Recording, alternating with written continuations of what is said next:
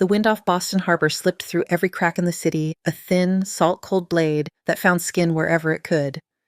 Even inside the loading bay of Harbor Light Medical Center, with its yellow sodium lamps and damp concrete, it was there in the air and the breath of people rushing stretchers from the backs of ambulances. Dr. Claire Monroe stepped aside as a paramedic pushed past her, the stretcher rattling over the threshold. The smell hit first, as it always did.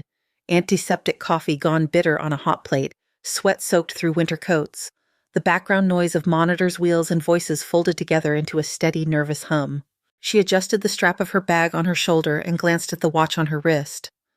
A scratched field watch olive nylon band darkened where it had rubbed against skin and sand and blood. The second hand ticked past the 12, hesitated for the briefest moment, then moved on. Claire watched it, one beat too long. "Dr. Monroe, you coming or just timing us all day?" Julia Ramirez called from the nurse's station. Her voice cut cleanly across the noise. Claire lifted her head. "You wish I had that kind of free time, yeah," she said, and the corner of Julia's mouth tugged up. Julia had been in the Harbor Light Emergency Department for almost 15 years. She wore her badge and trauma shears like armor. The younger nurses orbited around her, instinctively watching her face to know how worried they should be. Behind Julia, taped above the bank of computer screens, was a laminated poster.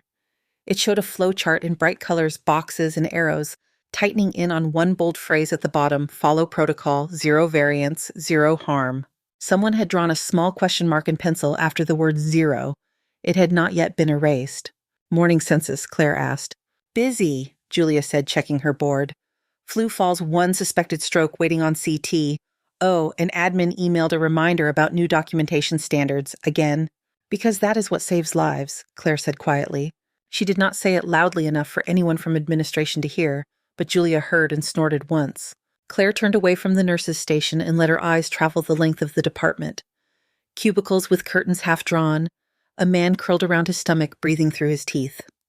A teenager with a bandaged hand scrolling on his phone with his free fingers. A woman pacing near a vending machine, clutching a crumpled registration form. It was nothing like the forward aid station in Iraq. It was nothing like the concrete room where she had once hung blood bags from a rusted pipe and cut open a soldier's chest in the strobe light of mortar fire, except that it was exactly like it where it mattered. Someone was bleeding, someone was scared, someone was deciding. Her watch ticked on. The second hand stuttered again when it hit the 12. "Monroe." The voice came from behind her, stiffer, cooler. The air seemed to change temperature by a degree. She turned to see Dr. Leonard Price in a suit that was almost the same dark blue as the Harbor Light logo behind the front desk. No coat, no stethoscope. His badge lanyard was immaculate, not twisted like everyone else's. "Good morning, Dr. Price," Claire said. "Walk with me," he answered, already moving. She fell into step beside him, matching his stride down the hallway that led out of the main emergency bay. The fluorescent lights overhead hummed. On one wall, framed photographs showed Harbor Light's history, a black and white image of the hospital, when it was just a brick building near the docks, then ribbon cuttings, donor galas, a glossy shot of Price shaking hands with a politician. "Your chart completion rate was flagged last month," he said without preamble. "You are aware of that." "I caught up by the end of the week," Claire replied. "All my notes are in." "They were late." He kept his eyes on the hallway ahead. "We have metrics for a reason. Metrics protect us." From what she wanted to ask, from who, instead she said, "My patients have been protected too." Price's jaw tensed slightly. "The emergency department is not a combat zone, Dr. Monroe. We cannot improvise our way out of liability. Families sue, news crews show up. Protocols exist so that when something goes wrong, we can say with honesty that everyone did exactly what they were supposed to do." Claire thought of a dirt road in Mosul of smoke and shouting of a boy, no older than 19, staring at her with glassy eyes. No protocols had climbed into that Humvee with her. There had been no time for consent forms when his chest stopped rising. "Right," she said. "Exactly what we're supposed to do." They passed a door marked "Stair Access" in red block letters. A faint draft slipped out from under it, carrying the sharp, oily scent of helicopter fuel. The small plastic sign beside the handle read "Roof Access, Authorized Personnel Only." Claire's hand twitched at her side. The muscles in her legs remembered running upstairs that shook with rotor wash, the shouted commands, the taste of dust. She did not reach for the handle. She just let her gaze rest there a fraction of a second too long. Price noticed. His eyes flicked to the sign, then back to her. "You are here now," he said, "not there." "I am aware," she answered. He stopped near the entrance to a small conference room, where a tray of stale pastries sat untouched beside a stack of binders labeled with dates and the words "Quality Review." "You have talent," he said. No one disputes that. Soldiers wrote letters. Commanding officers gave glowing evaluations. I have read them. They are very moving. There was something almost like a compliment in his tone pressed flat until it lost its shape. But talent without discipline is a liability, he continued. You are not a lone medic improvising in a tent anymore. You are part of a system. The system works when everyone stays in their lane. Claire met his gaze. For a moment, the hallway noise faded. It was just the two of them standing in a sterile corridor between the chaos of the emergency bay and the quiet of conference rooms. Her watch ticked. The second hand reached the top, paused, pushed on. With respect, she said, I did not save anyone by staying in my lane. His expression cooled again. As long as you work here, you will follow Harbor Light protocols. He turned away, signaling that the conversation was over. His shoes clicked a precise rhythm back toward the administrative offices. Claire stayed where she was for a breath, then another. She felt the pull from both directions. Behind her, the emergency department loud and messy, full of immediate need. Ahead, the administrative wing carpeted and quiet, full of emails about metrics and risk. The stairwell door hummed slightly in its frame, responding to some vibration from above. Helicopter fuel, salt air, winter wind. 3 cents braided together. She checked her watch again. The second hand ticked smoothly, this time no hesitation. Dr. Monroe. Julia's voice crackled over the intercom speaker near the ceiling, the first note of urgency in it. Claire, we need you back in trauma, Julia said. Ambulance just called in. Elderly male unresponsive ETA 2 minutes. The hum of the department seemed to rise a little as if the building itself inhaled. Claire took one last look at the stairwell door, then turned her back on it and walked quickly toward the light and noise of the emergency bay. Her footsteps joining the rhythm of everyone else who was already moving. The trauma bay had shed its sleepy hum. By the time Claire stepped back through the sliding doors, the air had tightened. Voices were sharper, footsteps quicker. The charge monitor over the central station flashed a fresh line of green vitals from other rooms, but everyone's eyes kept cutting to the doors that led out to the ambulance ramp. Julia was already in a yellow gown and gloves, snapping a mask into place under her chin. EMS is 2 minutes out, she said. 72-year-old male found unresponsive at home. Wife started CPR, no known DNR on file. Name, Claire asked. Park, Henry Park. They faxed demographics on the way in. Claire nodded once. Get respiratory in here. And a crash cart that actually has everything plugged in. On it, Julia said, already waving a respiratory therapist over. They moved through the bay with practiced efficiency, nurses pulling back curtains, clearing a bed in Trauma 2. The overhead lights flicked brighter as a tech hit the switch. Cabinets opened and closed with hollow thuds. Plastic wrappers crackled as kits were torn open. Claire checked her watch. The second hand crept to the top. Tick. It shuddered once, then slid past 12. Her jaw tightened. The radio squawked from its mount near the nurse's station. Harbor Light Med 1, approaching your bay now. 72-year-old male, no pulse on our arrival, downtime unknown. 3 rounds of epi, 2 defibs, regained a narrow, complex rhythm for about 30 seconds, lost it again. Intubated. Currently in PEA, CPR in progress. Pressure unreadable, ETA 30 seconds. Julia picked up the receiver, answered, hung it back with fingers that showed no tremor. Attending, Claire asked. Dr. Shaw is stuck on I-93, Julia said. Pile up by the tunnel. He called in. Traffic's at a standstill. Claire absorbed that in silence. The policy board on the wall near the charged nurse desk might as well have been whispering. Attending must be present for thoracotomy. Senior residents may not perform invasive cardiac procedures without direct supervision. She could recite it. She had signed acknowledgments with her own hand. Outside sirens cut suddenly. The doors from the ambulance bay slammed open under the hands of a paramedic backing in a stretcher. The wheels hit the threshold, jolting the body on it. Henry Park was smaller than she had pictured, his frame swallowed in blankets and straps. His gray hair was matted with sweat skin, waxy, a blue tinge at the lips. A tube protruded from his mouth, secured with white tape streaked with a hint of pink. His chest rose and fell under the heels of another medic's hands. On my count 3, the medic grunted. 1, 2, 3. They slid the patient to the hospital bed in one practiced motion. The mattress hissed under the sudden weight. 72-year-old male, the lead medic said, breathless. Found by wife on the kitchen floor. She says he was talking, then just dropped. Started compressions after the dispatcher coached her. We arrived maybe 8 minutes later. Initial rhythm V-fib, Shocked twice, went to PEA, lost pulses again 5 minutes out, compression since. A nurse pressed a stethoscope to Henry's chest. No heart sounds. Another nurse cut away the remaining buttons on his shirt. Cold air washed over his pale skin. The smell of sweat and something metallic rose from him stronger than the scent of antiseptic. Continue compressions, she said. Give another round of epi. Check pupils. Blown to the respiratory therapist called. Fixed. The intern on the other side of the bed, a young man with a buzz cut and a badge that still shone new, glanced up at her. His eyes were too wide. How long has he been down total? Claire asked the medic.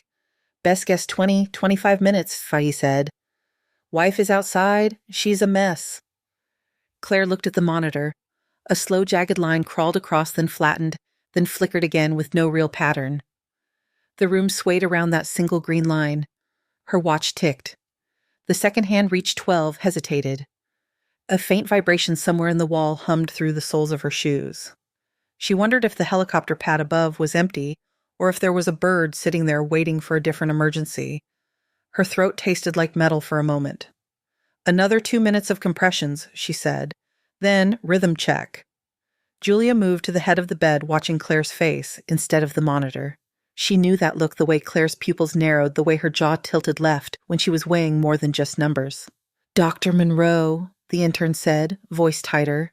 Policy says after 20 minutes of unsuccessful resuscitation, we can consider stopping, over 20 now, with fixed pupils. He was not wrong. The words hung between them like another line of text on the laminated chart in the break room. Pulse check, sir, Claire said. Hands lifted from Henry's chest. The room held its breath with him. Nothing, Julia said. No carotid. Claire saw the man's wife in her mind. Not her actual face, just the shape of someone in a doorway, hands pressed to her mouth, watching strangers carry the person she loved away. Resume compressions, Colt, she said. A nurse started again, arms locked, pushing down with steady strength. The sound was a dull, repetitive thump. Claire stepped closer. She felt the heat of the effort in the room, the cold of Henry's skin under the fluorescent lights. She could see the faint movement of his ribs under the pressure, the way his chest wall barely rebounded. This is futile, the intern whispered, maybe not intending for her to hear. Claire did. The image that rose was not of Henry, but of another chest, darker skin dust, ground into the pores, a Humvee door twisted open, on a road thousands of miles away. There had been no protocol flowchart on that wall, only a boy and time running out. She glanced at Julia. The nurse understood before she spoke. Claire, Julia said quietly, Shaw is on his way. We can hold a little longer. We do not have a little, Claire answered. Not for him. Her hand went to her watch again, not to check the time, but because she needed the feel of the worn band against her skin. The second hand ticked, staggered, ticked again. She inhaled once slow. Get me a thoracotomy tray from, she said. Silence snapped over the room for an instant. Dr. Monroe, the intern said, alarm clear now. You cannot not without attending. The policy is very clear. The policy is written for a world where the attending gets here on time, Claire said. Her voice did not climb. It stayed flat and steady, cutting through the buzz. He does not live that long. Julia did not move for half a second. Then she turned and nodded to a tech. Go, she said. Top shelf red handle. Bring the whole thing. The intern opened his mouth again, then shut it. His eyes jumped to the door as if expecting someone older to walk in and fix this, to tell them all what to do, so that if it went badly, no one could point at him.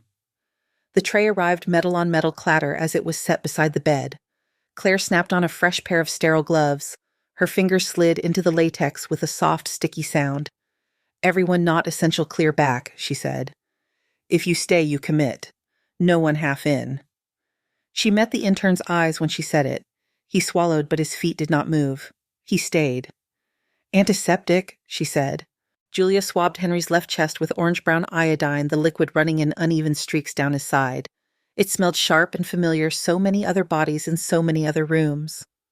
Claire picked up the scalpel. For an instant, the weight of it felt wrong in her hand, heavy in a way it had not in years. Then the muscle memory came back, settling into her bones like an old song. She made the incision between ribs, a clean, confident cut. The skin parted, then the fat, then the pale glint of bone. "Rib spreader," she said. Metal teeth widened the opening with slow clicks. Air rushed out with a faint, hollow sound, as if the chest itself had been holding its own breath. Someone gagged quietly in the back of the room. No one commented. Claire opened the pericardium with careful fingers. The heart sat there, dark and flaccid, swollen and still. She slid her gloved hand in and wrapped it around the muscle, feeling its weight. It was always heavier than people imagined, as if it already knew how much it carried. "Internal compressions," she said softly, almost to herself. Then she began to squeeze. The movement was small, precise. Her fingers pressed or released, pressed, released. The heart shifted under her palm.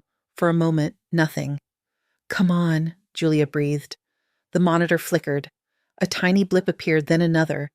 An organized rhythm, first thin, then a little more defined.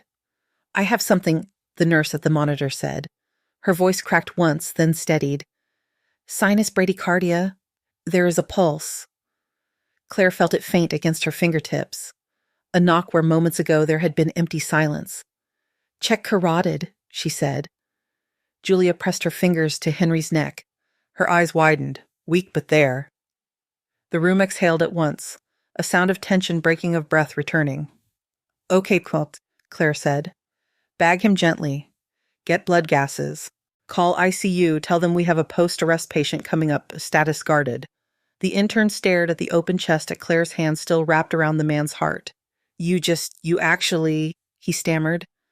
"Help me close when the time comes," Claire said. "For now you chart. Document times, drugs, every step. If anyone asks later, the record will say we fought." He nodded, face pale, but a different light in his eyes now. By the time Henry left for the intensive care unit, his chest temporarily closed, dressings in place, and machines humming quietly at his side, Claire's shoulders ached. Sweat dried under her scrubs, leaving a faint chill down her spine. She pulled off her gloves and threw them into the bin. On the stainless steel of the instrument tray, a smear of dried blood caught the light. She had just stepped out into the hallway, letting the adrenaline ebb, when she saw him. Price was at the far end, walking toward her with that same precise stride. His tie was straight, his face was not. His eyes dropped to the faint line of iodine staining her cuff, then to the trace of blood on her sleeve. "Dr. Monroe," he said. The words were clipped. "My office. Now." There was no conversation walking this time, no photographs or polite framing, just a silent, charged walk down the hall, past the stairs, past the door, with the helicopter smell into his carpeted domain. The door shut behind them with a soft click. On his desk lay a single sheet of paper placed in the exact center. A pen rested above it, parallel to the edge. "Sit," he said. She remained standing. He looked up at her. There was a flush high on his cheekbones now. "You performed an emergency thoracotomy without attending supervision," he said. "Do you dispute that?" "No," Claire said. "I did." "In direct violation of hospital policy and state guidelines." "The patient had no pulse," she replied. "He has one now." Price's mouth compressed. "This is not about outcomes. This is about process." "It is about a man who was dead and is not," she said. Her voice stayed low, but there was steel under it. For a heartbeat, he faltered. Annoyance flickered into something like fear, then hardened again. "If he had died on that table," Price said, "we would be exposed to lawsuits, sanctions, loss of accreditation. The board would demand to know why a resident felt empowered to cut open a chest unsupervised. They would look at me." He tapped his own chest with 2 fingers. "And they would be right," he added, "because I am responsible for what happens in my department." "So your solution is to punish the person who kept him alive," Claire said. "My solution," he answered, "is to ensure that no one ever gets the idea that this kind of insubordination is tolerated." He slid the paper toward her with the pen. "This is a notice of termination effective immediately," he said. "Failure to adhere to protocol, insubordination, creation of unacceptable risk to the institution." The words snapped at her eyes. Termination, effective immediately. For a strange, suspended moment, Claire heard nothing. Not the muffled sounds from the hallway, not the buzz of the ventilation, only her own breathing. Her watch ticked in the silence. The second hand reached 12, stuck there. It did not move. "If you refuse to sign firefighters," Price said, "we will proceed through formal channels. It will be messier for you. This way you leave with minimal noise."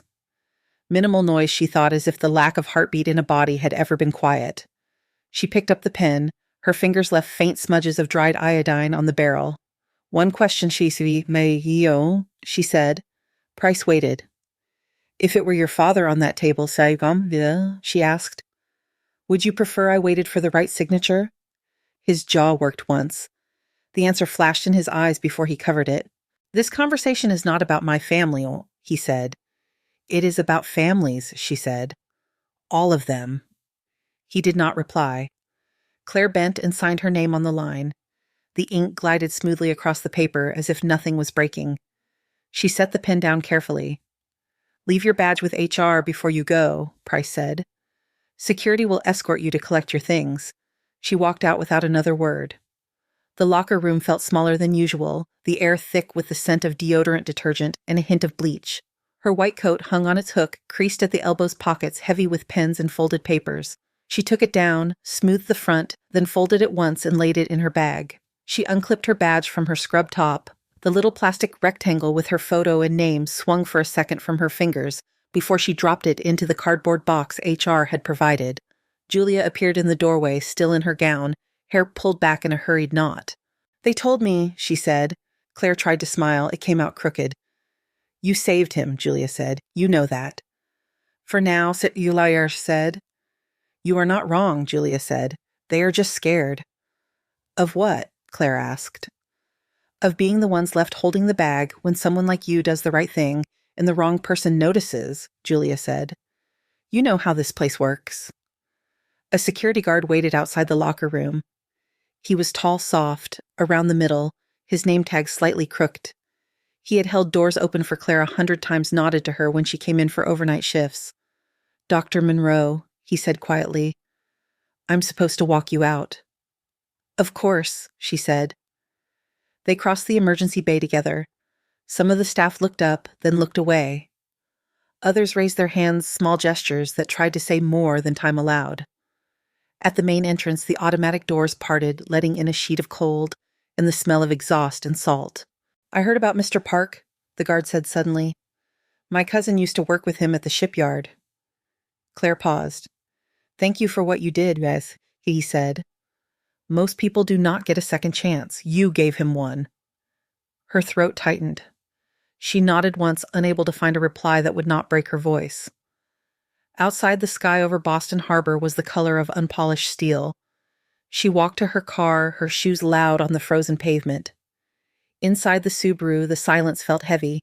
She closed the door and the world shrank to the dash, the steering wheel, the faint smell of coffee from an old travel mug in the cup holder. She set the box of her belongings on the passenger seat. It rattled softly, a pen rolling against a framed photograph.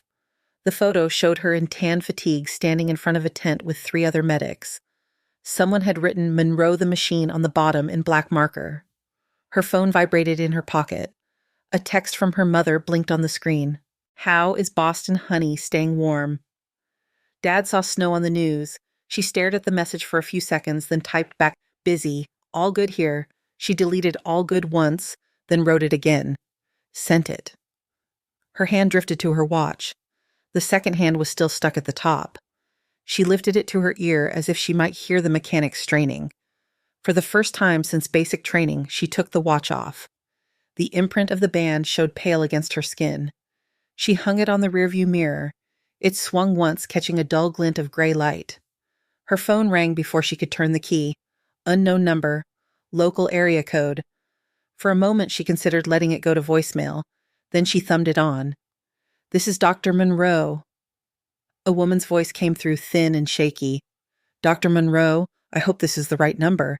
They said at the desk that you were the one. My name is Linda. Linda Park. Claire sat a little straighter. The car felt smaller. Mrs. Park, she said. How is your husband? They say he is in the intensive care, Linda said.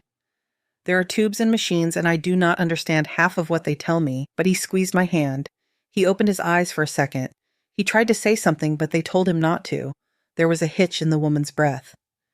He keeps trying to write, Linda said. He wrote your name. Sort of. CLA. That was enough. Claire stared through the windshield at the brick wall of the parking structure opposite.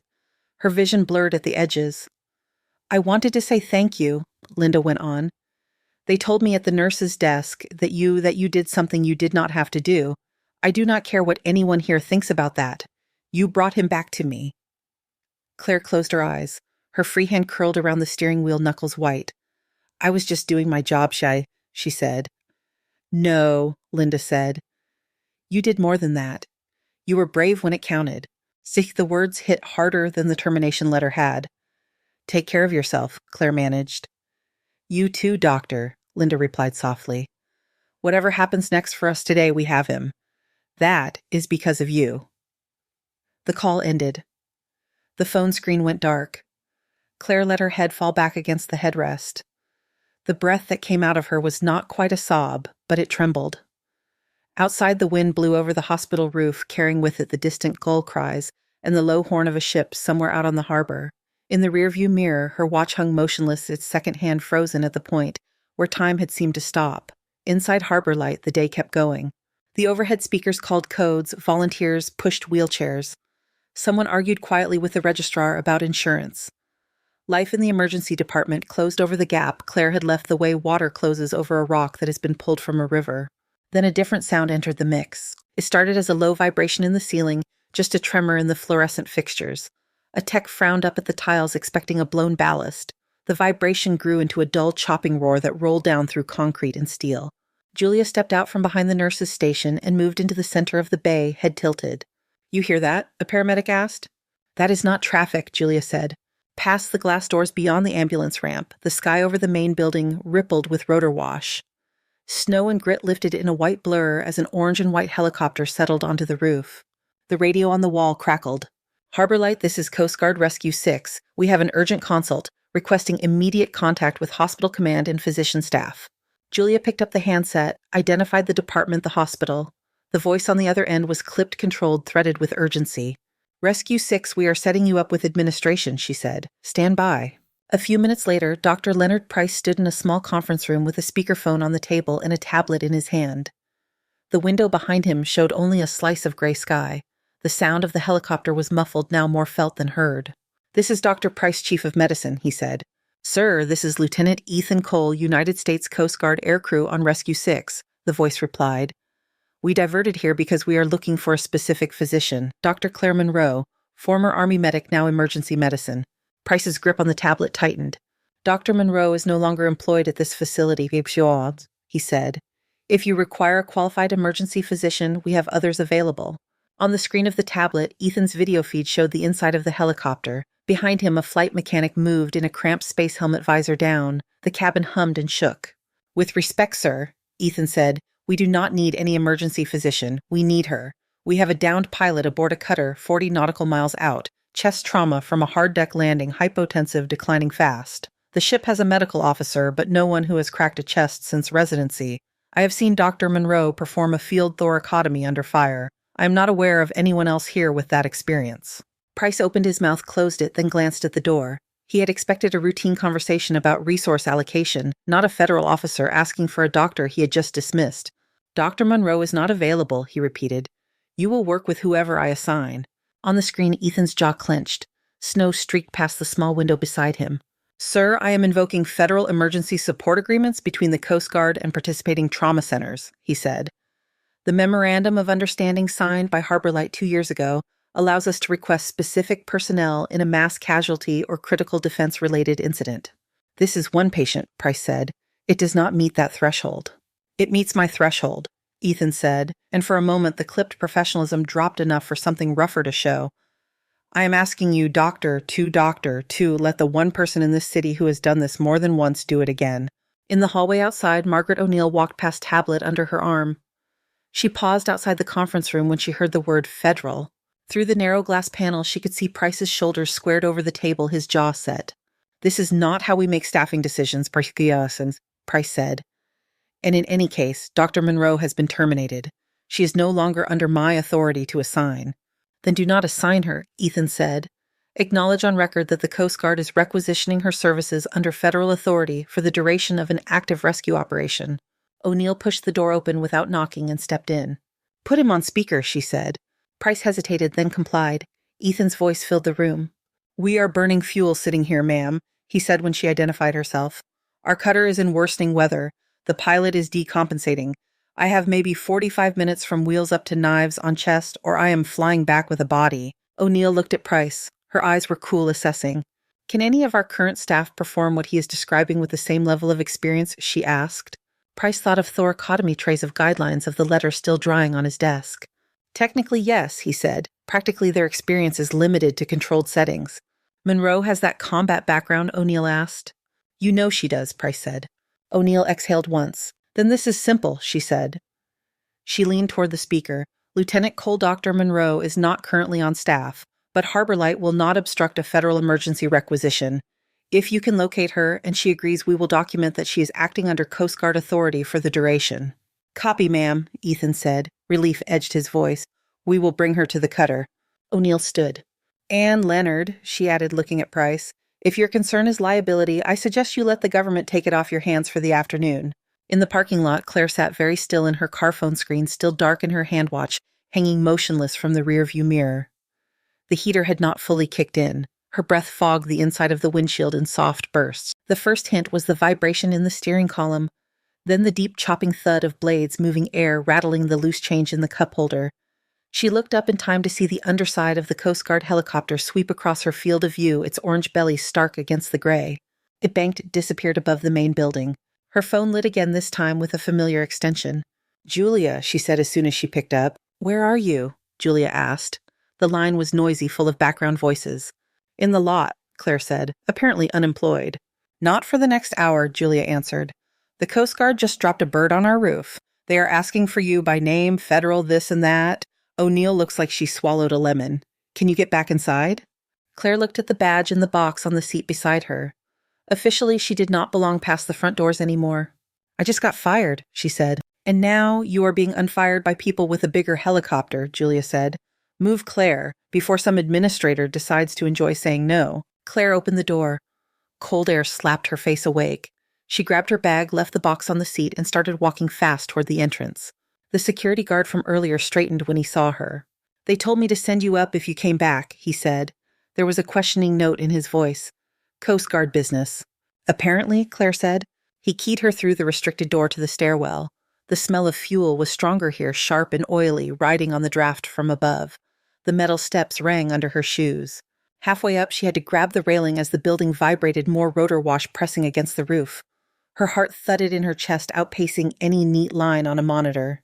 She burst through the roof access door into a blast of wind and noise. The helicopter sat on the pad rotors, idling blades a blurred circle. Snow swirled in miniature storms around its skids. A figure in an orange flight suit stepped away from the open cabin door. Helmet off his hair flattened his eyes, squinting against the grit. Monroe, he shouted. She shaded her face with one hand. Cole, she answered. For a second, the wind and the noise stripped away the years. She saw him as he had been in Iraq uniform, dusty arm in a sling. Grinned too wide for someone who had almost lost his life that week. He crossed the pad in 3 long strides and caught her in a brief, fierce hug before stepping back. Thought you were done with helicopters? He said, raising his voice over the engine.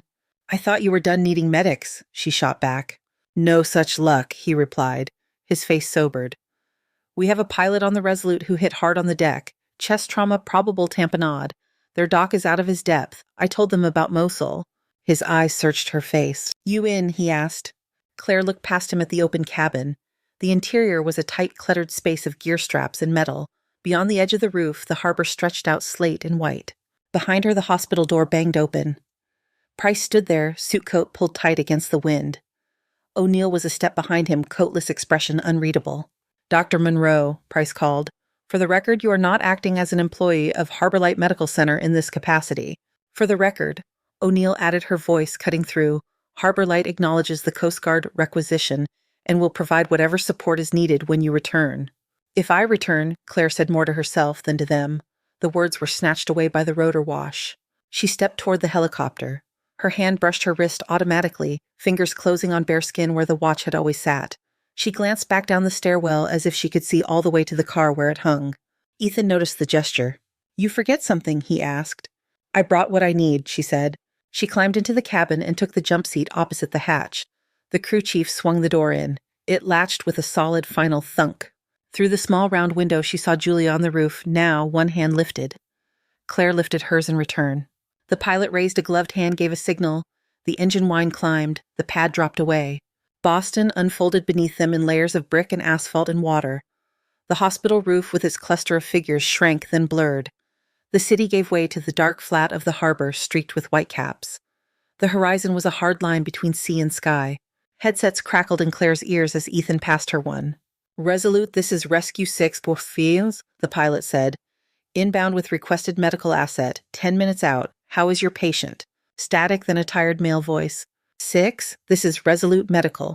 Patient is hypotensive, 80/30 on a good read, Said's low, 80s on oxygen, decreased breath sounds on the left, jugular veins distended when he is not flat. We are losing ground here." "Copy, Faircut. No, copy," Claire said into the mic. "This is Dr. Monroe. Sounds like cardiac tamponade. Prepare for emergency thoracotomy on arrival. I will need whatever chest tray you have blood in hands that will not faint." There was a pause on the other end. "Doctor," the voice said, "you have them." The helicopter flew on toward the gray line where sky met sea.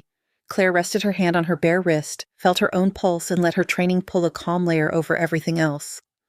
The cutter rose out of the gray like a block of metal torn from the sea. From the helicopter door, Claire saw its bow punch through the swell white water exploding off either side. The deck was slick with spray crew in orange vests and helmets moving in quick bursts of color. 2 minutes, the pilot said into her headset. "Weather is not friendly. We will set you down and come off power as little as possible." Claire nodded even though he could not see her. Her fingers closed around the strap near her shoulder. Her bare wrist itched for the familiar weight of the watch that was hanging back in her car. The closer they got, the more the helicopter shuddered. The rotor washed through sheets of water sideways. The cutter corrected listed again. "Hold on," Ethan said from the seat opposite. His eyes were steady, but the set of his jaw was the same as it had been in Iraq, that stubborn refusal to admit nervousness. The skids kissed the deck and bounced before settling. The deck crew rushed in, lunging for the tie-down points. Someone yanked the door open. Salt air and diesel exhaust poured into the cabin. Claire followed Ethan out, ducking instinctively under the spinning blades. Wind slapped her scrubs against her legs, drove cold straight through the thin fabric. Boots thudded under her feet, rubber on non-skid metal. A man in a dark blue jacket with captain's bars at his collar met them near the superstructure. His hat was gone hair-plastered to his forehead with spray. "Captain Reyes," he said, raising his voice, "you must be Dr. Monroe." "Yes, sir," she answered. He jerked his head toward the hatch. "Right this way. Our medic has him in the infirmary. It is not pretty." The corridor inside was narrow pipes running along the ceiling. The ship's motion was more noticeable here, a slow, constant sway that tugged at balance. The air smelled of oil metal and the faint tang of bleach. The infirmary was barely larger than a walk-in closet. A single bed bolted to the floor cabinets lining one wall. Medical equipment that would have looked old even in a land-based clinic. The patient on the bed was strapped to keep him from rolling. His flight suit had been cut away from his chest. His skin was pale under the harsh fluorescent light, lips tinted blue, sweat beading at his hairline. Clear plastic tubing snaked from his mouth to a bag that rose and fell under someone's hand. "Lieutenant Ryan Gallagher," the ship's medical officer said. He was in his 40s, dark circles dug under his eyes. Impact to the chest when the helo came down hard. Gave him fluids, oxygen chest tube for suspected pneumothorax. It is not enough. Claire moved closer. The ship rolled and she spread her feet a little wider to stay upright. She placed her fingers on Ryan's neck. His pulse was thready, barely there. The monitor showed a narrow, complex rhythm crawled low across the screen. Blood pressure numbers on the side hovered in the 80s/30s, then dropped, flickered, rose a hair. His jugular veins were distended. Breath sounds on the left were distant. His heart sounds when she put her stethoscope to his chest were soft, muffled, as if coming through a wall of cotton. "Probable tamponade from chest trauma," she said. "He is compressing his own heart." The medic swallowed. "I thought so. I have only ever seen it in textbooks." "We do not have an echo," the medical officer said. "No imaging, no lab except what you see there." Ryan's eyes fluttered. For a second they opened, brown glassy fighting to focus. "Easy," Claire said. "Do not try to talk." His gaze moved past her to the insignia on her borrowed coat. His lips formed a vague shape, something like Doc. She picked up his hand, briefly squeezed it, then set it down again. "If we do not relieve the pressure, he will arrest," she said, turning back to the medical officer. "When he arrests, chest compressions will not work. The sac around his heart is full of blood. We have to open it." The officer looked toward the captain, then back at her. In this room, he asked. On this ship, in this sea. We do not have anywhere else, she said. We do not have time. The captain's eyes were on her, not on his officer. You have done this before, Reyes asked. Yes, Claire said. She did not add how many times and how many dusty aid stations on how many metal tables that were never meant for surgery. Reyes nodded once. Tell us what you need. A chest tray, the sharpest scalpel you own, suction away to keep his head lower than his legs, and people who can follow orders, she said. If anyone thinks they might pass out, step out now, and I will not hold it against you. No one moved. The medical officer opened a cabinet and pulled out a metal box with latches. It rattled when he set it down, instruments clinking inside. The tray was bare bones but workable. She sorted quickly, making neat rows where there had been a jumble. Alcohol and iodine swabs came from another drawer. The smell rose immediately, cutting through the oil and sweat. Strip his chest completely, she said to the medic. I need full access. I can assist, the medical officer said, stepping to the opposite side of the bed. Tell me where you want me. At the heads once we start, she said. Watch his airway, his pressure. Keep talking. Captain, I will need someone to manage the light and hand me instruments. You comfortable with that? Reyes gave a short, humorless huff. You get him home, I will hold your flashlight any way you want. Claire scrubbed at the small sink in the corner until the water ran hot. It stung her already cracked knuckles. She dried her hands on a rough towel that smelled faintly of detergent and sea. Gloves went on that same soft snap at the wrist. The ship swayed under her feet. She bent her knees slightly, finding a stance that let her move with it instead of against it. She painted Ryan's chest with iodine. The fluid ran in crooked paths toward his side, catching in the grooves between ribs. Scalpel, she said. The blade felt different from the hospital ones. Heavier, slightly duller, but still with enough bite. She made a long incision along the left side of his chest, deliberate, steady. Blood welled up dark and thick. Retractor. Metal teeth spread the ribs apart with a slow ratcheting sound. The smell beneath was a mix of copper salt and something raw. The room narrowed to the space between his ribs. The rest of the ship faded. The hum of engines and muffled clang of something dropped on the deck above became background for a different rhythm. She opened the pericardium with delicate cuts. A rush of dark blood spilled out. The sac collapsed around the heart like wet paper. That is the pressure, she said, and suction, all of it. The medic fumbled once with the tubing, then corrected, drawing the pooled blood away. Ryan's heart came into view, purple, distended, barely twitching. Claire slid her hand and fingers, wrapping around the muscle. It was colder than she wanted it to be. Internal compressions, she said quietly. She squeezed, released, squeezed again, timing her movements with the faint electrical activity she could see on the monitor. The heart responded sluggishly, then a little more. Pressure climbing, the medical officer said. His voice rose. 90/50. Rhythm is more organized. Keep bagging, Claire said. Gentle, do not blow out his lungs. She felt a stronger push back against her palm. The heart kicked not much, but more than before. Come on, Ryan, she said under her breath. Stay in the fight. The captain stood near her shoulder, the portable lamp he held now, steady his knuckles white on the handle. Pulse at the wrist? The medic said, disbelief in his tone. I have a pulse. The infirmary seemed to exhale. Shoulders dropped. Someone muttered something that sounded like a prayer. Good, Claire said. We are not done. She scanned the exposed area for any obvious tear that might be leaking. There was a small laceration on the surface of the right ventricle, oozing with each beat now that the pressure was lower. There, she said, I need fine sutures. The medical officer produced a packet from the tray hands, shaking only a little. She worked quickly, placing small, precise stitches. The ship rolled, her fingers compensated without conscious thought. Her world had shrunk to needle thread and the dark red of living muscle. When she tied the last knot, her shoulders ached as if she had been holding them up for days. Check his pressure, she said. 110/60, the man at the monitor said. Heart rate 90 regular, sats up to 95. Claire eased her hand away from the heart, ready to dive back if it faltered. It did not. It continued on its own, a solid, reassuring thump against the open space of the chest. She let herself breathe out. Pack the pericardium gently, but do not close it, she said.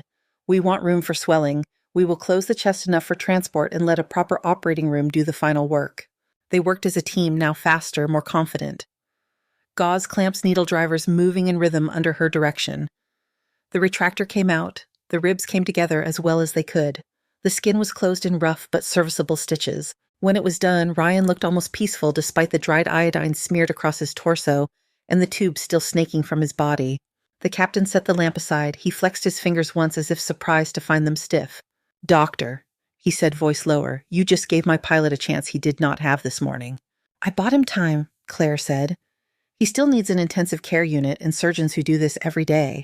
Reyes inclined his head. Time is more than we had. He stepped to the bedside, took in the sight of his crewman, then looked back at her. He has a wife in Norfolk, he said. 2 kids. The boy is 8, the girl is 5. Tried to show me a picture every time we sailed. I told him I did not need to see his kids again. I regret that right now. Claire thought of Linda Park, of the tremor in her voice on the phone, the shape of gratitude that had hurt to hear. Send them one more picture when he is awake, Claire said. The medical officer wiped his forehead with his sleeve. He was grinning now, a bit wild. I have never seen anything like that, he said. How were you not terrified? Fear is normal, she said. Panic is optional. He huffed a short laugh. Remind me never to complain about rough seas again. By the time the helicopter lifted off from the cutter again, Ryan was secured for transfer lines, tape dressings checked twice. The hum of the engine sounded different to Claire on the ride back, less like a warning, more like a promise. She sat with her back against the cold metal wall of the cabin, Ethan across from her. Salt had dried on his flight suit in pale streaks. You never slow down, do you? He said. There was admiration there and something like concern. If I had slowed down in there, he would not be alive, she said. He nodded once. News is going to eat this up. I do not care about news, Shreya. She replied. He raised an eyebrow. Maybe you should. They are already talking about a fired doctor saving a Coast Guard pilot on the same day. Claire closed her eyes for a moment. The day felt stretched as if someone had pulled it at both ends. Through the headset, the pilot announced they were crossing back over the harbor. When she opened her eyes, the familiar outline of harbor light rose ahead square and solid against the fading light. The helicopter swung toward the roof. On the pad, small figures waited, their shapes etched against the snow-dusted concrete. Some wore hospital scrubs, others dark coats. A camera lens glinted near the stairwell door. As they touched down, the first flurry of snow began to fall again, tiny white flecks swirling in the rotor wash. The rotors had barely begun to slow when the hatch slid open and cold air pushed into the cabin. Claire tasted exhaust and snow on her tongue. Her ears rang with the sudden change in noise. Welcome back to Harbor Light, Ethan said, unbuckling. Try not to terrify them too much. She gave him a look that might have been a smile if her face were not so tired. Crew moved in tight, practiced motions to unload Ryan. His stretcher came out, first bundled in blankets, monitors clipped to his chest lines taped down. A waiting hospital team in gowns and masks took over, their voices calm but quick. Blood pressure stable, one of them called. Heart rate controlled. Let us move. ICU is ready. Claire stepped down last. The pad felt solid under her boots, a surprising sensation after the sway of the cutter. Snowflakes hit her hair and melted instantly. Along the edge of the roof, a cluster of people stood behind a painted safety line. Some wore Coast Guard uniforms, others wore hospital jackets and scrubs. A few had cameras on their shoulders, lenses already pointed. Ethan came to stand beside her. 2 of his crew snapped into a loose formation, feet together, hands folded behind their backs. It was not a formal honor guard, but it might as well have been. One of the Coast Guard officers lifted a hand in a crisp salute as Ryan was wheeled past. Nice work, Doc, he said. Claire returned a nod, not trusting herself to speak. Near the stairwell door, Julia waited, her hair whipped by the wind. Her eyes shone above her mask. She reached out, squeezed Claire's forearm once firmly. You all right? Julia asked. Ask me after I sleep, Claire said. A reporter in a dark coat edged closer, microphone in hand, cameraman at his shoulder. A hospital public relations officer tried to intercept, but the reporter had already addressed Claire. Doctor, is it true you were fired this morning for breaking protocol, then called out by the Coast Guard to perform the same procedure at sea? He shouted over the lingering thrum. The words hung in the whirling air. Claire looked at him. The camera light reflected in his eyes. I acted to save lives, she said. In both places. That is all I am going to say. The reporter opened his mouth to push, but O'Neill appeared at his elbow, smile polite and firm. That will be all for now, she said. Let the medical team do their jobs. She shepherded him back a step, enough for Claire to slip through the door and into the stairwell. The noise of the helicopter cut off as the door closed. In its place came the familiar hospital sounds. Footfalls on concrete, distant beeps, the rise and fall of voices. Claire leaned against the cool wall for a second. Her hands were beginning to tremble now that no one needed them to be still. By the time she reached the main level again, the cameras were ahead of her. A local news station had set up near the entrance. On a screen in the waiting room, her own image flickered, delayed by a few seconds. The graphic beneath read, Fired Doctor Helps Save Coast Guard Pilot. In his office, Dr. Leonard Price watched the same feed on a flat screen mounted to the wall. The sound was low, but the captions rolled in a steady line across the bottom. A photo of him from a hospital brochure appeared in the corner when the anchor mentioned administrative decisions under review. He muted the volume entirely. On his desk lay the copy of Claire's termination notice, the ink fully dry now. Beside it, his inbox glowed with new messages, subject lines shouting in bold. Media inquiry. Board wants statement. Legal concerned about optics. His phone rang. He stared at it for a moment, then picked up. This is Price. Leonard, it is, Margaret, O'Neill's voice said. We are convening an emergency board meeting in 1 hour. You will be there. Margaret, I am in the middle of managing a media situation, he began. That is exactly what we need to discuss, she said. And the termination you initiated this morning. Bring all relevant documentation. She hung up before he could answer. For the first time that day, Price felt something that was not annoyance or controlled irritation. It was smaller, colder. It sat just behind his breastbone and made his hands feel oddly light. In the locker room, Claire stood at the sink again. The metal surface around the faucet still held a faint brown stain where dried iodine had splashed earlier. She scrubbed away salt and blood-watched pink-tinted water swirl down. She caught her reflection in the mirror. Strands of hair had escaped her tie, sticking to her temples. There was a smear of something along her jaw. Her eyes looked older than their 33 years. Julia leaned in the doorway, arms folded. They are talking about you on every channel already, she said. Coast Guard heroics, mysterious firing, all of it. I did not ask for that, Claire said. I noticed, Julia replied, which is probably why people believe it. She stepped closer, lowered her voice. The board is meeting, she said. Price is not smiling. Claire dried her hands slowly. I am not staff anymore, she said. They can meet all they like. Do you want to be? Julia asked. The question landed between them with weight. Claire did not answer immediately. The emergency department was quieter now. A temporary lull between waves. Claire walked through it without a coat, feeling the air conditioning on her damp scrubs. Patients lay behind curtains like pauses in a sentence. A child slept in a chair with a blanket over his shoulders, open comic book on his lap. A man stared at a spot on the wall, lips moving in a silent prayer or rehearsal. As she passed Trauma 2, she saw the empty bed where Henry Park had been. Fresh sheets were on it, crisp and clean. The monitors were quiet. He was in ICU now in another part of the building. Claire stopped, hand resting on the doorframe. Then she moved on. On the top floor, in a conference room that smelled faintly of coffee and old carpet, 12 members of the Harbor Light Board took their seats around a polished table. The television on the wall was muted but running. The news showed helicopter footage looping the hospital rooftop, a stage in the winter light. Price sat near one end. His tie was still straight, his posture correct, but his fingers tapped once on the folder in front of him before he made them lie flat. Margaret O'Neill sat at the head. She wore reading glasses low on her nose, a pen in her hand. She did not look at the screen. She was looking at Price. Let us begin, she said. A legal counsel cleared his throat.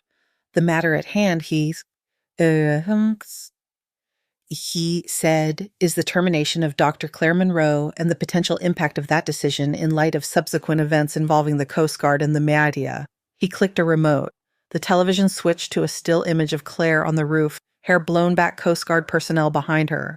Price felt every eye in the room shift to that image, then to him. You signed the termination, O'Neill said. Her voice was not hostile, it was precise. Explain your rationale. He opened the folder, though he did not need to.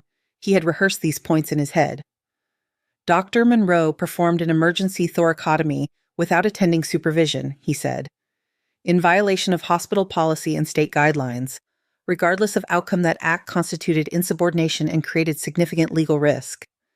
If the patient had died, we would be exposed to malpractice claims and scrutiny from accrediting bodies. And the patient did not die, one of the board members said. A woman with a navy blazer and a badge that identified her as representing a patient advocacy group. Correct. He survived the initial event, Price said. His long-term prognosis remains uncertain. But he was alive enough for his wife to give an interview this afternoon, she said. She called Dr. Monroe a hero. I saw it on the way in. That is not the point, Price said, sharper than he intended. We cannot reward staff for ignoring chain of command simply because they get lucky. Lucky, Apash, another board member repeated, an older man with a lined face and a surgeon's hands. I have been in operating rooms for 40 years. From what our senior nurse reported, there was very little luck involved. He flipped through his own copy of the incident summary. Nurse Ramirez's account states that the attending was delayed in traffic, that the patient had been pulseless for more than 20 minutes, and that external compressions were failing, he read. She testifies that without internal massage, he would have been lost. Her assessment is not legally binding, Wolpitz, Price said, nor is it objective. She was in the room, Okeshte, the surgeon replied. You were not. Silence settled briefly. O'Neill tapped her pen once on the table. Leonard, you know I respect the need for policies, she said. I practiced long enough to see what happens when people improvise care to the point of recklessness. But there is a difference between recklessness and decisive action in the face of unavoidable delay. She gestured toward the muted screen where a new clip showed the cutter rolling in the gray sea. The anchor's caption spoke of dramatic rescue and doctor under fire twice in one day. Today, the public sees a doctor who acted when others could not, O'Neill said. And a hospital that showed her the door. That is the narrative. Is it entirely fair? Perhaps not, but it is rooted in something real. Price swallowed. He felt the cold spot behind his sternum again. If we endorse her behavior, he said, we invite every resident who wants to feel important to slice open a chest and claim necessity. That is not what we are discussing, Ka, the advocate in the navy blazer said. We are discussing whether our environment supports clinicians who make hard calls to save lives or punishes them so thoroughly that the next time someone freezes. The surgeon leaned back, laced his fingers. In cardiac arrests, seconds matter, he said. The law recognizes that in the concept of good faith emergency treatment, our policies may be more restrictive than they need to be. A member from the finance committee shifted in his chair. And what of cost if a case goes wrong, he asked. What of cost when a case goes wrong because no one acted? The advocate answered. You cannot quantify trust lost in spreadsheets, but it has weight. O'Neill let the exchange run its course, then raised a hand. We are not rewriting policy in this meeting, she said. That will require careful work. Right now, we must address the immediate question. Was the termination of Dr. Monroe an appropriate response given all we know? Her gaze rested on each face in turn. I believe it was, Colt, Price said. She violated policy. Policy that was clear that she acknowledged in writing.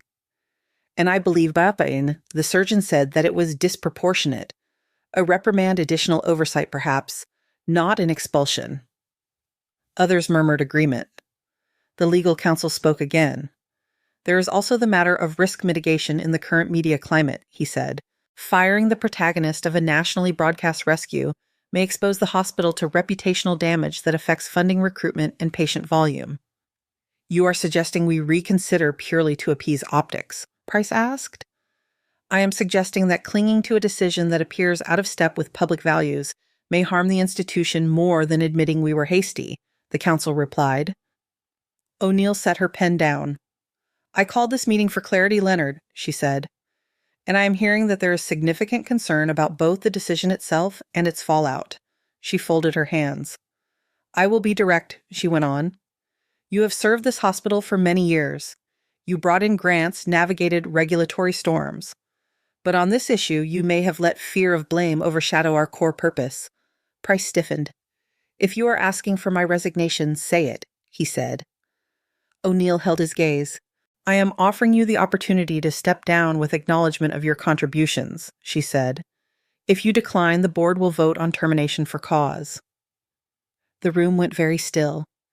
It was not entirely unexpected. Price had seen the way the tide was moving the moment the Coast Guard helicopter touched their roof. Still hearing the words made it real. He thought of the photographs in the hallway of himself in some of them. He thought of the interns who flinched when he walked by of the emails that began with, per your directive. He thought of Claire Hand deep in a chest making a choice he would never have been brave enough to own. His fingers relaxed on the folder. Very well, he said. I will submit my resignation by the end of the day. Thank you, O'Neill said. There was no triumph in her voice, only a tired acceptance. We will work with you on the statement. The meeting moved on to other details, but the center of gravity had shifted. Claire's absence filled the room, even though her name was no longer on the staff list.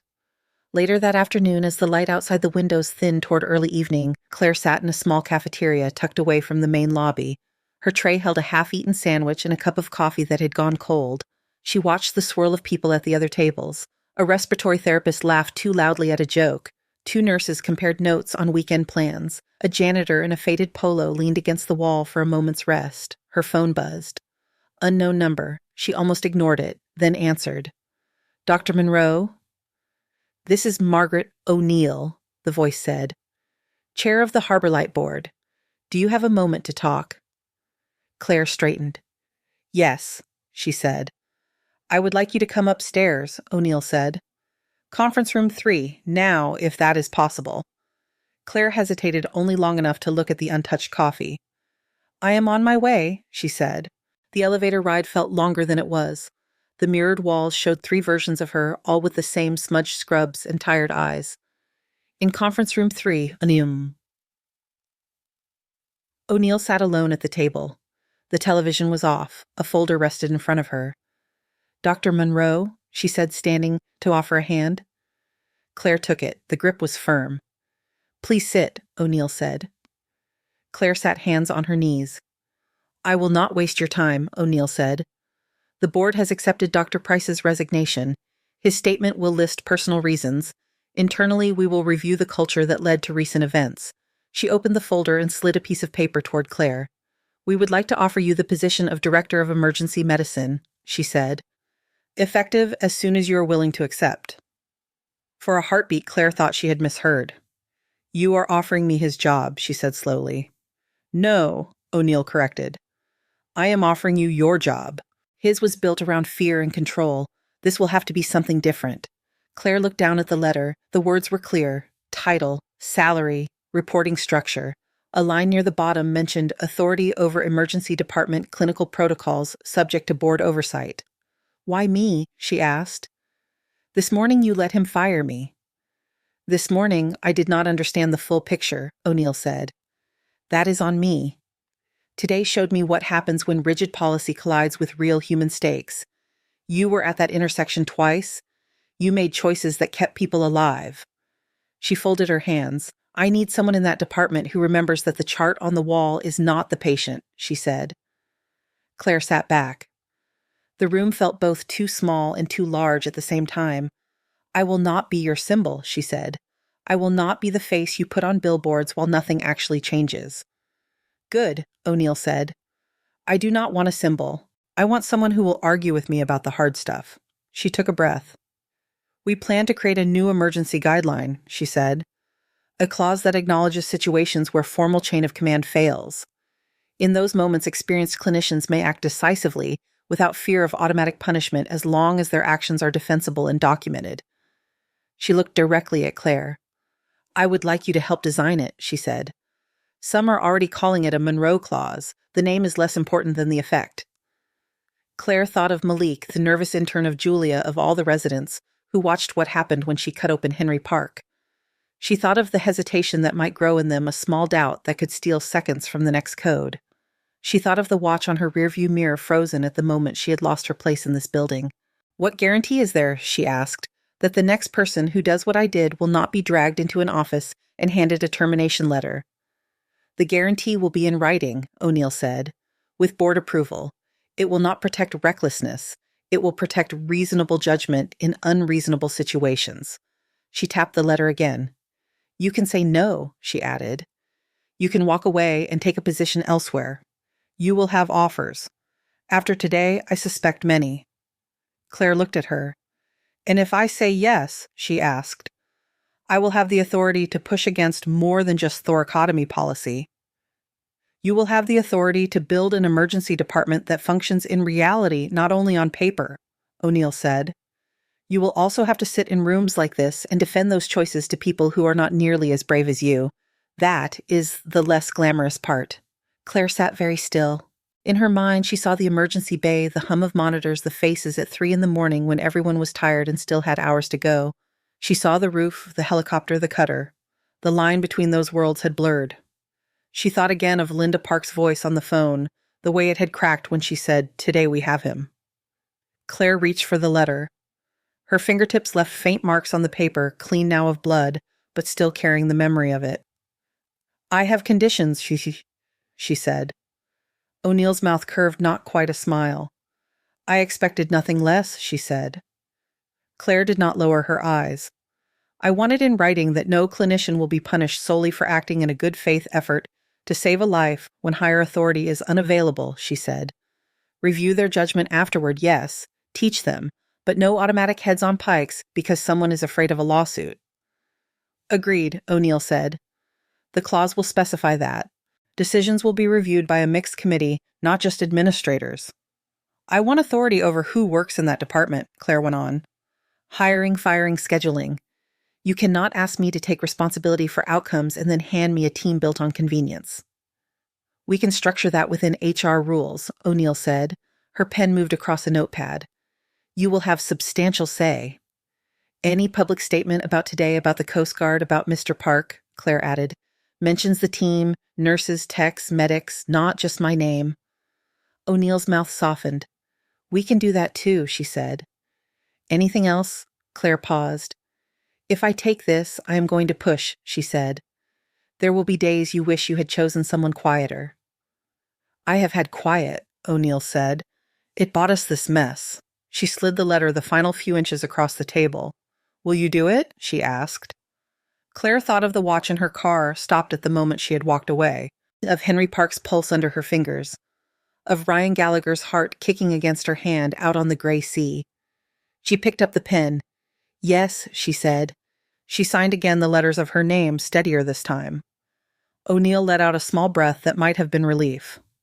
"Welcome back, Dr. Monroe," she said. Several weeks later, a laminated sheet hung under glass on the wall of the emergency department beside the older protocol posters. The heading was simple: Emergency Clinical Judgment Clause. The staff had already given it another name. "Monroe Clause," Malik Hassan murmured, reading it for the third time. His hair was still growing out from the buzz cut. Shadows showed under his eyes, the mark of someone learning how long nights could be. Claire stood a few feet away, pretending to examine a supply cabinet, listening to the low murmur of nurses dissecting the wording. "It is not a permission slip," Julia said to a younger nurse. "It is a shield for when you do what you know is right and someone behind a desk gets nervous." Claire checked her watch. The field watch sat back on her wrist now. She had taken it to a small repair shop on a side street near the harbor. The man behind the counter had turned it over in his hands, made a quiet noise at the scratches, and told her it could be coaxed back to life. The second hand ticked past the 12. Smooth. No hesitation. "All right," Claire said, raising her voice so the cluster of residents and nurses could hear. "Look up from the glass case for a second." They did. She saw curiosity in their faces, and worry, and something like hope. "This clause is not a dare," she said. "It is a recognition that the world is messy, that ambulances get stuck on bridges, that attendings get caught in elevators, that sometimes it is just you and a patient who is dying faster than the system can move." A few heads nodded. "If you use it," she said, "you document everything. You tell me. You do not hide. And you remember that this does not mean you can do whatever you want because it feels dramatic. It means that when you reach for a scalpel or a drug outside the usual flow, you are ready to explain why." Malik raised a hand. "And if somebody higher up disagrees," he asked. "Then we sit in a room together," she said, "with this clause in front of us, and we take responsibility as a team." His shoulders eased a fraction. "Go back to work," she said. "People out there still need us, clause or no clause." The day shifted into motion again. Mid-afternoon brought an elderly woman with shortness of breath, a teenager with a fractured wrist, a middle-aged man insisting he was fine even as his EKG hinted otherwise. The department filled and emptied a tide of gurneys and visitors, and staff weaving patterns in the fluorescent light. Near midnight, as the snow outside thickened, the radio cracked with a new report. "Harbor Light EMS 3. Incoming female 68 chest pain hypotensive ST elevations on the monitor nearest cath lab at your facility. Attending on call unreachable, cell goes straight to voicemail." Julia answered, fingers flying to alert the cath-east team. Malik stood at the edge of the nurse's station stethoscope already around his neck. His eyes flicked once to the glass case on the wall, then to Claire's office door closed for the first time in hours. He walked over and knocked twice lightly. No answer. She ran upstairs to calm a family, Julia said, seeing his look. They lost a child in ICU. Malik swallowed. The ambulance doors burst open. The patient came in on the stretcher, skin-gray hand clutching her chest. I cannot reach Dr. Patel, Yitz, Malik said. He could hear his own pulse in his ears. Phones are dead in half the building. Power weirdness. Backup attending is 30 minutes away, Julia said, checking the on-call sheet. The monitor at the bedside showed the unmistakable tombstone shapes of a massive heart attack. Malik's gaze went back to the claws on the wall. He felt the weight of his ID badge against his chest, the remembered sound of Claire's voice in their last teaching session. If you are waiting for permission while someone dies, she had said then, you are making a choice. Not choosing is also a choice. He drew a breath that tasted of coffee and fear and the sharp metallic smell of saline. Call Cath Lab, he said. Tell them we are activating without attending at bedside. Get consent from the patient if she can give it from the family if not. I will sign my name. Julia looked at him for a long second, then nodded. Okay, Dr. Hassan Kisawa, she said. Let us move.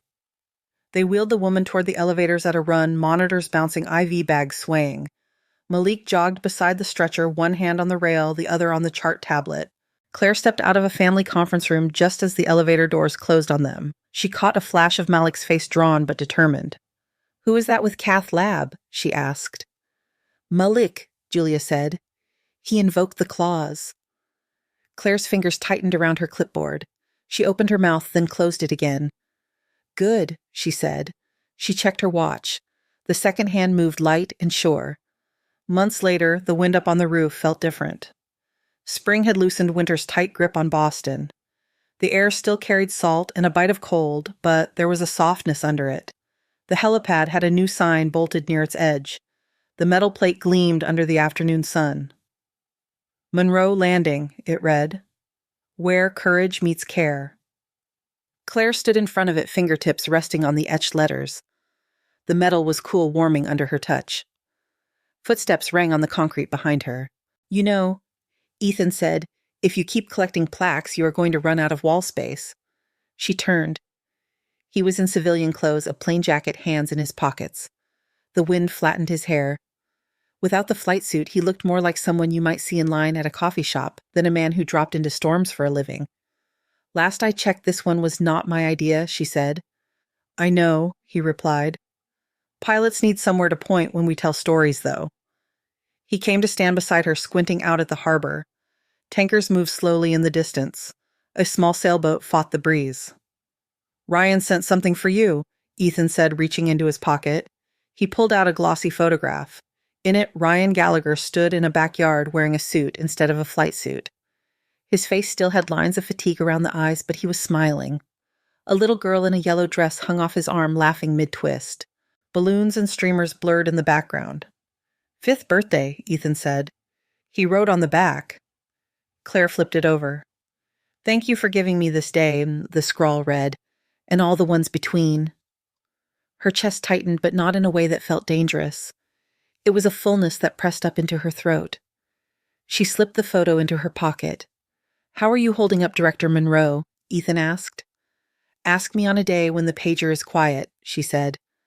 So never, he replied. They stood in comfortable silence for a while, watching the water. From below, faint through the concrete, came the sounds she knew as well as her own heartbeat.